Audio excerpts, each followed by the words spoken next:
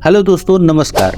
कहते हैं विपत्ति किसी की लाइफ में कभी किसी से पूछ कर नहीं आती। अगर आप अपनी लाइफ के हर विपत्ति से मुकाबला करने के लिए रेडी नहीं हैं तो दोस्तों आप बहुत पीछे हैं। आप बहुत बड़ी मुसीबत में फंसने वाले हैं जिसका आपको कोई अंदाजा नहीं है। अगर आप खुश नसीब हैं, आपकी लाइफ में अभी तक कोई बहुत बड़ी मुसीबत नहीं आई है, तो आपको उन लोगों से सीखना चाहिए जिन्होंने उन विपत्तियों को झेला है और उनका सामना किया है। ऐसे ही एक कहानी है दोस्तों जो आपका दिल दहला देगी। ये कहानी है एक झारखंड राज्य के सरायकेला के खरसवां जिले से। ये कहानी है एक छोटी सी बच्ची की, जिस बच्ची की शादी केवल महज 12 साल की उम्र में करा दी जाती है। इतनी छोटी सी उम्र में उसकी शादी बस इसलिए करवा दी जाती है क्योंकि जिस समाज से ये है वहाँ पढ़े लिखे लोग बहुत कम होते हैं। एक ऐसा समाज जो सामाजिक और आर्थिक तौर पर उतना विकसित नहीं होता, तो छोटी सी उम्र में बच्चियों की शादी करा दी जाती है। 12 साल की उम्र में जब इसकी शादी हो जाती है और जब वो अपनी ससुराल पहुंचती है तो ये लड़की उस मोहल्ले के लिए, उस गांव के लिए सबसे खूबसूरत होती है। ये लड़की खुद बताती है कि उसकी खूबसूरती ही उसके लिए अभिशाप बन गई थी। होता ये है कि उस घर में उसके जो जेठ थे और उसके घर के आसपास जो भी बड़े लोग थे, उनकी जेठ की तरीके से उनकी बुरी नजर हमेशा उस लड़की पर होती है। उन लोगों ने कई बार ऐसी कोशिश की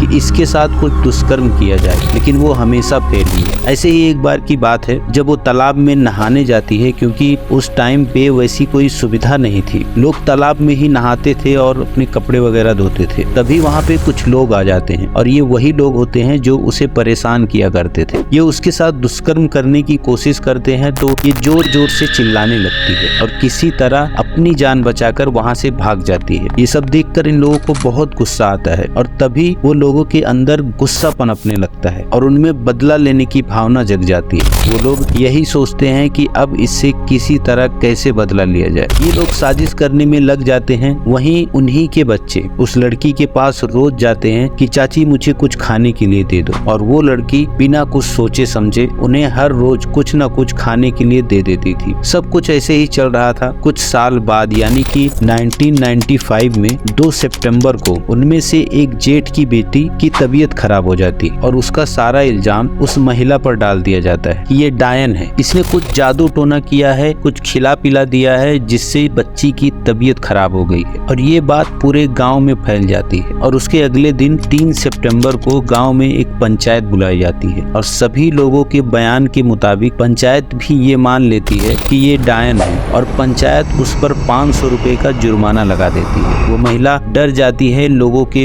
इस बयान से, क्योंकि उसका साथ देने के लिए वहाँ पर कोई नहीं होता। वो पंचायत को 500 रुपए दे देती है कि कम से कम मेरा पीछा छूट जाएगा और सब कुछ ठीक हो जाएगा, और ये लोग भी शायद उसके पीछे नहीं पड़ेंगे। लेकिन उसके अगले दिन भी 4 सितंबर को जब वो बच्ची ठीक नहीं होती तो उसी शाम को उसके घर में 40 से 50 लोग जबरदस्ती घुस जाते हैं और वो उसके साथ जबरदस्ती बलात्कार और रेप करने की कोशिश करते हैं। उसे घर से बाहर निकाल देते हैं, उसके बदन से कपड़े नोच लिए जाते हैं, उसके कपड़े फाड़ दिए जाते हैं और वैसे ही उसे पूरे गाँव में घसीटा जाता है, उसे मारा जाता है, उसे पीटा जाता है। अगले दिन फिर से पंचायत इकट्ठा होती है और 2 तांत्रिक बुलाए जाते हैं और वो कहते हैं इस महिला को, जिसे वो डायन मानते हैं, उसे मानव मलमूत्र पिलाया जाए, क्योंकि उनका ये मानना है कि ऐसा करने से उसके अंदर की जो डायन है, जो बुरी आत्मा है, वो मर जाती है। और सारा गांव चुपचाप यह सब देख रहा होता है। वो महिला रो रो कर गुहार लगाती है, सबसे बचाव की भीख मांगती है, पर एक भी इंसान उसकी बात नहीं सुनता। उसे कोई बचाने नहीं आता। उसे जबरदस्ती व मलमूत्र पिलाने की कोशिश की जाती है। उस चक्कर में वह सब उसके बदन पर गिर जाता है। फिर किसी तरह वहाँ से भी वो अपनी जान बचाकर भाग निकलती है। अब उसे अपने घर में भी रहने नहीं दिया जाता। उसी रात को कुछ बच्चे आकर बोलते हैं कि चाची आप यहाँ से भाग जाइए, कहीं दूर चले जाइए, वरना ये लोग आपको मार डालेंगे। ये लोग ऐसी योजना बना रहे हैं। उसी रात को वो महिला अपने चारों बच्चों को लेकर वहाँ से भाग जाती है। वो सबसे पहले वहाँ के के विधायक के पास जाती है कि शायद उनसे कुछ मदद मिल जाए, लेकिन वहाँ से भी उसे कोई सहायता नहीं मिलती। उनके लोग कहते हैं कि विधायक जी वहाँ पर 10 सितंबर को आएंगे। ये महिला कहती है कि तब तक तो शायद मैं जिंदा ही न बचूं, फिर क्या करेंगे वो वहाँ पे आके। फिर वो किसी तरह वहाँ पे किसी एक जगह पर छुपने की कोशिश करती है, लेकिन वहाँ भी उसे डर होता है। फिर वो फाइनली अपने दूसरे घर यानी कि मायके जाने का सोचती है और रात में ही किसी तरह नदी को पार करते हुए अपने चारों बच्चों के साथ अपने मायके यानी कि अपने भाई के घर पहुंच जाती है। वहाँ ये सारी घटना अपने भाई और अपने माँ को सुनाती है। ये सब सुनकर उसकी माँ को बहुत बड़ा सदमा लगता है और 1995 के नवंबर में ही उनकी माँ गुजर जाती है। माँ के मरने के बाद उस घर में भी अपने चारों बच्चों के साथ उसका रहना मुश्किल सा हो गया था।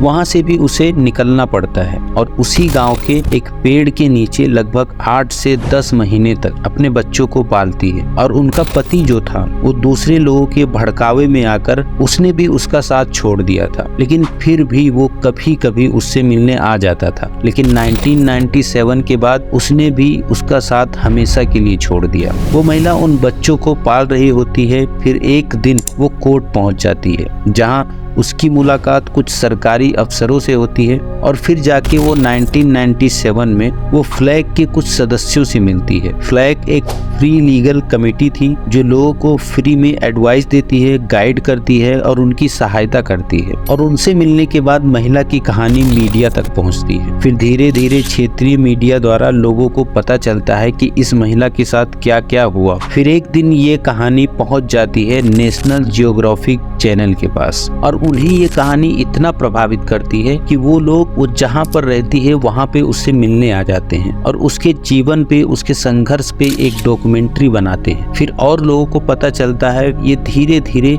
एक एनजीओ से जुड़ जाती है जिसका नाम था आशा। और आशा से जुड़ने के बाद इसे पता चलता है कि कैसे कानून का उपयोग करके ये अंधविश्वास से लड़ सकती है, कैसे वो लोगों को सामाजिक तौर पर बेहतर बना सकती है और जो सामाजिक बुराइयां हैं उन्हें उनके खिलाफ एक अभियान चला सकती है। और तभी ये ठान लेती है कि जो मेरे साथ हुआ है वो मैं किसी और के साथ नहीं होने दूंगी। और फिर उसे जब भी पता चलता है कि झारखंड में किसी भी महिला को प्रताड़ित किया जा रहा है डायन बताकर या फिर किसी भी तरीके से, वह अपने टीम के साथ जाकर उन्हें रेस्क्यू करती थी। और इसी तरह उसने लगभग 128 महिला को रेस्क्यू कराया, उनकी जान बचाई और उसका काम ऐसे ही जारी रहता है और करीबन 500 महिलाओं की जिंदगी में रोशनी लाती, उन्हें बचाती है। और सिर्फ बचाती ही नहीं बल्कि उन्हें स्वरोजगार योजना से जोड़ती है। उन्हें सिलाई, बुनाई, हस्तकला, शिल्पकला ऐसे बहुत सारे कामों की ट्रेनिंग दी जाती है और उनके जिंदगी को बेहतर बनाने का काम ये महिला करती है। उसके बाद झारखंड राज्य सरकार द्वारा बहुत सारे पुरस्कार दिए जाते हैं और उसे सम्मानित किया जाता है। लेकिन सबसे बड़ी खबर तब आती है जब उसे दिल्ली से एक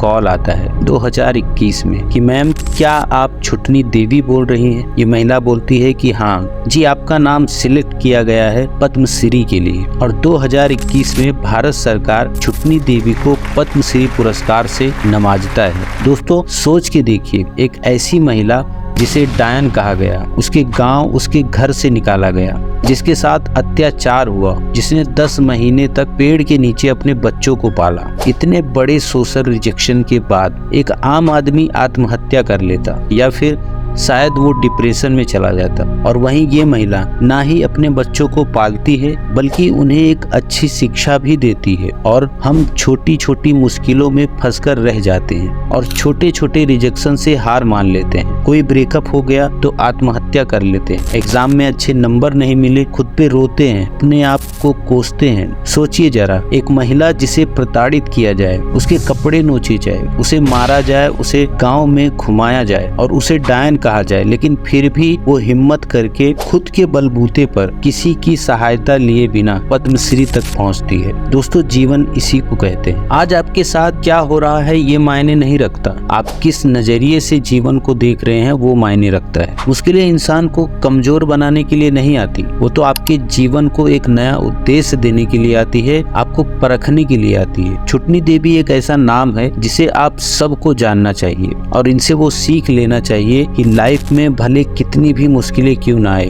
उसका सॉल्यूशन आपके सपनों पे डिपेंड करता है। इसलिए इस वीडियो को इस देश के सारी महिलाओं तक पहुंचा दो, क्योंकि यही है महिलाओं के एक रियल हीरो, जो कभी हार नहीं मानते। मुसीबत भले कितनी भी बड़ी हो, उनसे लड़ना जानते हैं। आगे जाके कई लोगों ने इनसे पूछा कि आप आगे जाके क्या करेंगी। इन्होंने कहा कि मेरा अभियान मरते दम तक चलता रहेगा, और मैं यही चाहती हूँ कि ये जो अंधविश्वास है ये लोगों में हमेशा हमेशा के लिए खत्म हो जाए। दोस्तों, इंडिया में आज भी बहुत सारे छोटे छोटे गाँव ऐसे हैं जहाँ पर अलग अलग वजह से बहुत सारी महिलाओं को इसी तरह से प्रताड़ित किया जाता है। अगर आप उनकी थोड़ी सी भी मदद करना चाहते हैं तो इस वीडियो को शेयर करना बिल्कुल भी ना भूलें। दोस्तों, अगर इस कहानी से आपको थोड़ी सी भी सीख मिली है, थोड़ी सी भी वैल्यू मिली हो, तो इस वीडियो को एक लाइक जरूर कर देना। Thank you so much guys, धन्यवाद।